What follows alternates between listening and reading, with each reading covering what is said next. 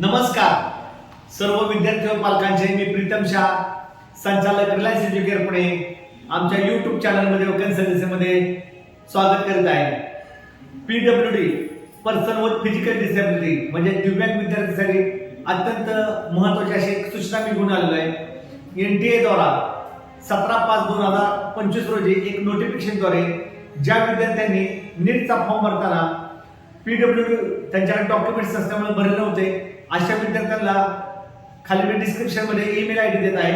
NTA द्वारा notification आले की ज्यांच्या हातात आता PWDचं जर डिटेल्स आले असतील तर त्यांनी ते तिथे अपलोड करावे आणि त्या संधीचा फायदा घ्यावा.